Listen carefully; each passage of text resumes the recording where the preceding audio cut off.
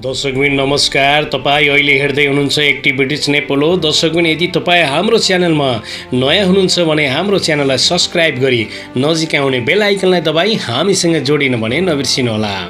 यस्तै यस्तै फरक प्रस्तुति यस्तै समाचारमूलक भिडियो हेर्न चाहिँ नबिर्सिनुहोला।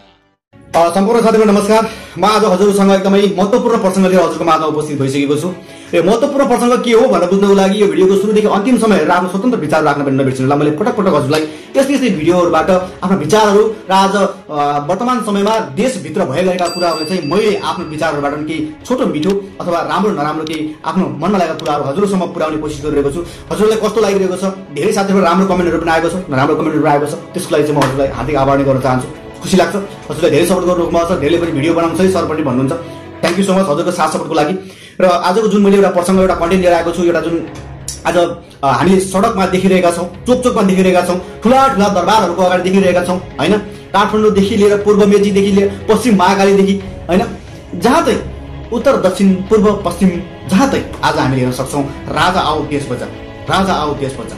राजामय भएको छ आज देश। किन होला बुझ्नु भएको छ तपाईहरुले? तपाईहरुले राम्रोसँग बुझ्नु भएको छ। किन थाहा छ? आज यो राजा आओ देश बचाऊ भनेर यी जनताहरूले भन्न बाध्य भए। किन भन्दाखेरि अब राजा राम्रो छैन भनेर हिजो फालिसकेपछि अब ठिक छ त, राजा राम्रो छैन भनेपछि राजा फालेर चाहिँ उनले चाहिँ साच्चै राम्रो गर्ने पो हुन् कि हैन? ठाउँ ठाउँमा हामीले खोजे जस्तो, जनताले खोजे जस्तो, देशले खोजेको जस्तै व्यवस्था लिएर चाहिँ साच्चै व्यवहारले पनि त्यस्तै उतार्ने हुन् कि? साच्चै देशलाई भने जस्तै स्विजरल्यान्ड जस्तै बनाउने हुन् कि हैन भन्ने जनताहरुमा धेरै ठूलो आशा फलाएको थियो। तर आज गणतन्त्र आएको यतिका वर्ष बित्दा पनि र दुई तिहाईको सरकारले यो व्यवस्थाले हाकेको 3 वर्ष बित्दा पनि आज जनताको जीवनमा त्यही अवस्था छ।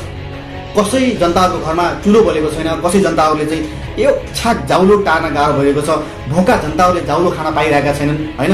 बेरोजगारीले काम पाएका छैनन्। काम नपाउँदाखेरि उनीहरूले हातमुख जोड्न गाह्रो भइरहेको छ।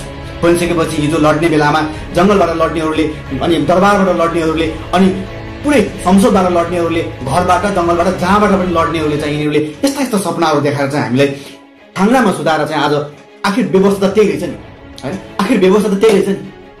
जति जोगी आए पनि कानै चिरेका भने जस्तो हामीले अब नसक्ने भयौं कि? हामीले हारै खायौं कि? अब हुँदैन। हामीले अझैसम्म पनि हार खाएका छौं। हामीसँग अझै पनि सास धेरै बाँकी छ। हामीसँग अझै पनि दम धेरै बाँकी छ। हामीसँग अझै पनि विचार, अझै पनि नयाँ विचारहरू जन्मिँदैछन्।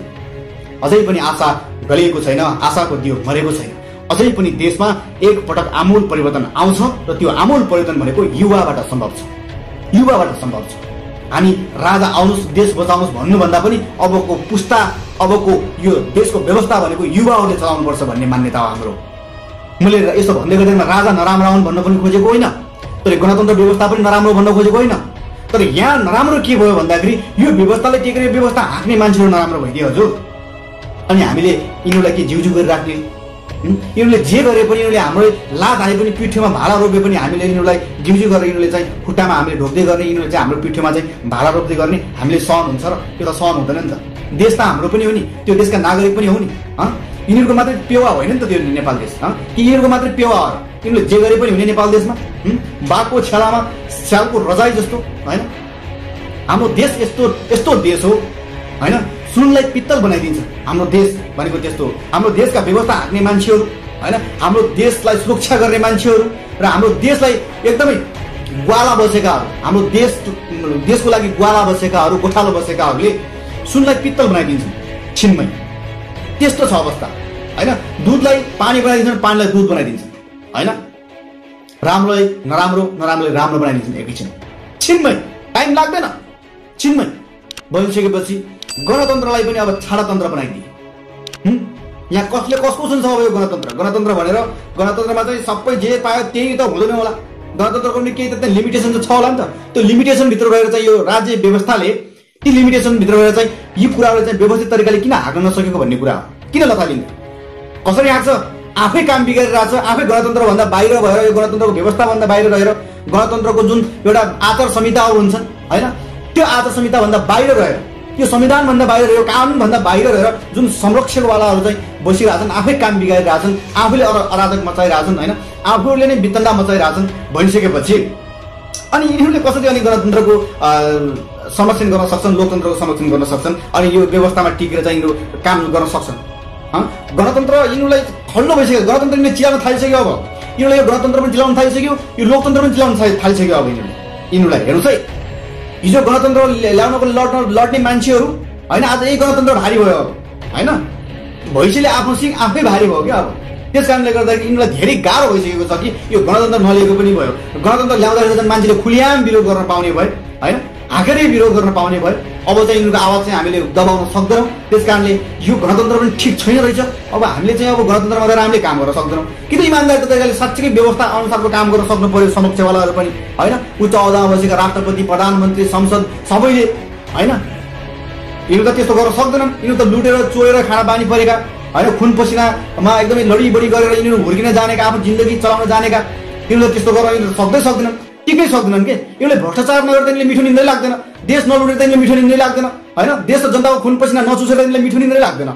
अनि भइसकेपछि यिनीहरूले हामी गणतन्त्रका नेताहरू, हामी गणतन्त्रका पिताहरू भनेर सुहाउँछ। कतिको सुहाउँछ? गणतन्त्र चुलिरहेछ, गणतन्त्र फाटेर तप चुइरहेछ, गणतन्त्र पाल परिसक्यो, लोकतन्त्र पाल परिसक्यो। अनि अझै भन्छन् हामी गणतन्त्रका पिता हौ, हामी गणतन्त्र जन्माउने मान्छे हौ, हामी गणतन्त्र हाँक्ने, हामी पाइलट हौ, ड्राइभर हौ भनेर चाहिँ पुरा छाती फुल्लाएर संसद हलमा, मन्त्री परिषदको मिटिङमा, अनि सङ्घीय संसदका मिटिङहरूमा, हरेक पार्टी कार्यालयमा बोक्दै खोक्दै लाज शरम भन्ने कुरो छैन तिमीहरूलाई। कहिले आउँछ तिमीहरूको बुद्धि, कहिले बोलाउँछ? तिम्रो घैँटामा घाम कहिले लाग्छ? यो 250 ग्रामको गिदीमा कहिले बुद्धि बोलाउँछ? यो पुराना रूढिवादी कुरादेखि लिएर यो पुराना कुराहरू चाहिँ चट्टै पुरै धुएर चाहिँ यो नयाँ कुराहरू, यो साँच्चै यो गणतन्त्र जसरी आयो नि हो त्यस्तै गरेर चाहिँ तिमीको दिमागमा पनि यो गणतन्त्रको व्यवस्था कसरी हाँक्ने भन्ने कुराहरू होइन, नयाँ कुराहरू चाहिँ कसरी कहिले आउँछ कि तिम्रो? यो अलिकति राम्रो तरिकाले नेताहरूले पनि, यो सबै यो मन्त्रीहरूले पनि हिजो जुन कुराको लागि लडे, आज त्यही कुराले चाहिँ अब उनीहरूले आफै अँगाल्न सकिरहेको छैनन्, उनीहरूले आफै कन्ट्रोल गर्न सकिरहेको छैनन्, आफैले नै त्यो व्यवस्था चलाउन सकिरहेको छैनन् होइन, आफै त्यो व्यवस्थाभन्दा बाहिर रहेर काम गरिरहेछन् होइन, त्यो नियम उल्लङ्घन गरिरहेछन् भनिसकेपछि अनि नियम कानुन चाहिँ कसको लागि लाग्ने?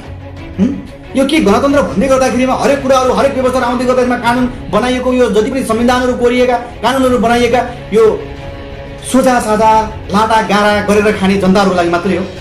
यो ठुला बडा नेता प्रधानमन्त्रीहरूको लागि, संसदहरूको लागि, उच्च पहुँचमा बसेका पैसावालाहरूको लागि होइन र? खोइ त बराबर कहाँ भयो? समानता कहाँ छ? हिजो साम्यवादको लागि लड्नेहरू होइन, आज साम्यवाद कहाँ छ?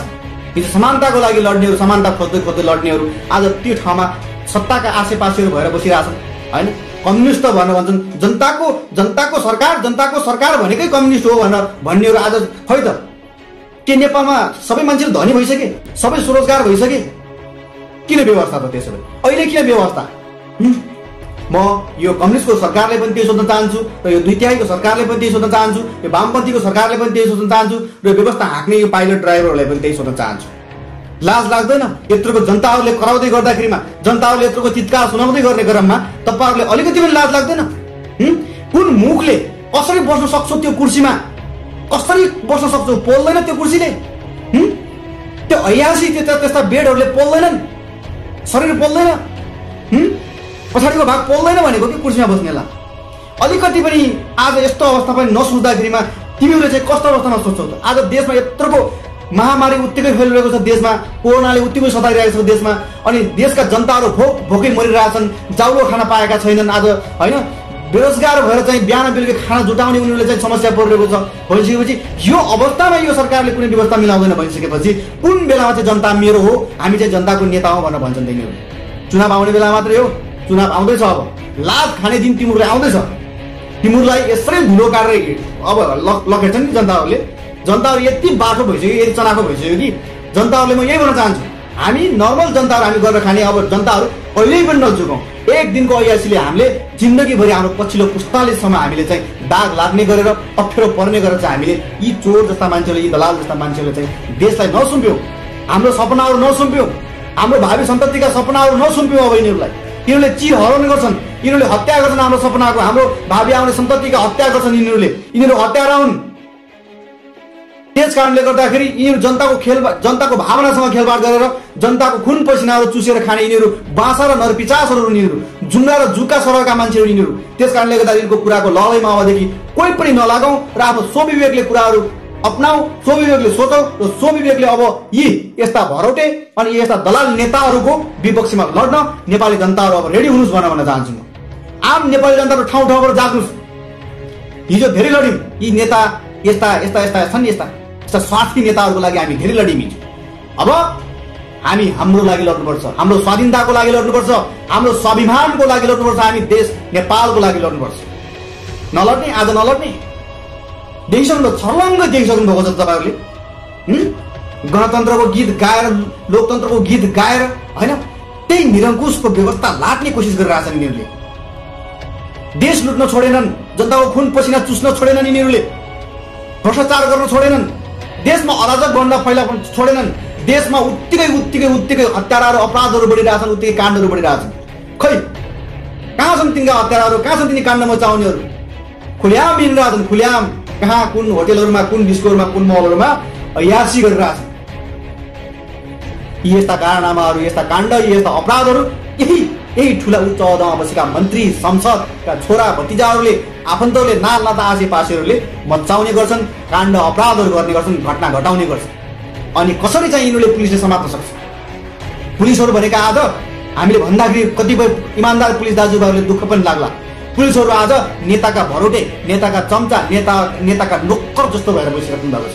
नेपाल पुलिसहरू केही चाहेर पनि केही गर्न नसक्ने अवस्थामा हुनुहुन्छ कोही नेपाल दाजुभाइहरू, नेपाल पुलिस दाजुभाइहरू। किन? जता हेऱ्यो त्यतै लथालिङ्ग, जता हेऱ्यो त्यतै लथालिङ्ग। किन छ यो अवस्थामा? आज दुश्मनहरू पनि मिलेर यो बेलामा चाहिँ सबै मिलेर चाहिँ यो अवस्थालाई, यो महामारीलाई, यस्तो देशमा परेको विकराल अवस्थालाई चाहिँ हामीले टार्नु पर्ने दिनमा, यसले पन्छाउनु पर्ने अवस्थामा, यसको विरुद्धमा लड्ने बेलामा, योसँग लड्ने बेलामा आज किन छुट्ने, फुट्ने अनि त्यहाँबाट जुट्ने होइन, रुट्ने कुराहरू भइरहेछ? जहिले पनि तिम्रो कुर्सीहरूको मात्रै माया, आफ्नो जिन्दगीको लागि मात्रै माया, आफ्नो पद र प्रतिष्ठाको लागि मात्रै माया, त्यसको लागि मात्रै आफ्नो सरकारको कुराहरू गर्ने। अनि हाम्रो जनताको सरकार कसले गर्ने? जनताको सरकार कसले राख्ने? देशको सरकारका कुराहरू कसले गर्ने? आज हिजो देश र जनतालाई हामी बचाउँछौँ, देश र जनतामा चाहिँ हामी आमूल परिवर्तन ल्याउँछौँ भन्ने मान्छेहरू आज कुनै न कुनै अपराध र कुनै काण्डमा लतपतिएर बसिरहेका छन्। किन?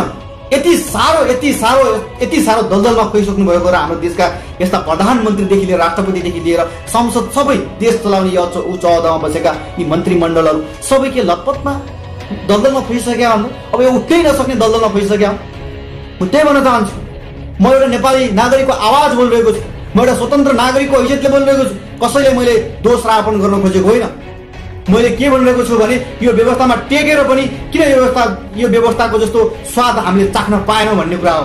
किन त्यही निरङ्कुशकै गन्ध आउँछ भन्ने कुरा हो होइन, किन त्यही पञ्चायतको गन्ध आउँछ भन्ने कुरा हो। हामीले दुःख लाग्दैन? यत्रोको व्यवस्था आएर पनि आज यी नेताहरूले, यी प्रधानमन्त्री, यस्ता आशा राखेका मान्छेहरूले चाहिँ आज पनि यस्तो जनताहरूले चाहिँ थिचोमिचो पारेर जनताका भावनामाथि खेलवाड गर्छन्, जनताका सपनाहरूले कुल्चेर यिनीहरूले चाहिँ तहस नहस थिचोमिचो पार्छन् होइन। भनिसकेपछि अब हामीले यति पनि भन्न नपाउने? सोच्नुहोस्, एकपटक सोच्नुहोस्, मर्नुभन्दा पहिले देशको लागि र देश र जनताको लागि हिजो त्यो कुर्सीमा बस्ने बेलामा जुन शपथ ग्रहण लिनुभएको छ नि, जुन क्रिया कसम खानुभएको छ नि, एकपटक त्यो क्रियाकसमलाई, एकपटक त्यो शपथ ग्रहणलाई पार गर्ने, पारा लगाउने काम गरेर स्वर्ग जानुहोस् कि नर्क जानुहोस् भन्दै आजको भिडियो दिन चाहन्छु। हस्त धन्यवाद। यो भिडियोलाई मन पर्यो भने सारा नेपाली जनताको माझमा सेयर गरेर पुर्याइदिनु होला।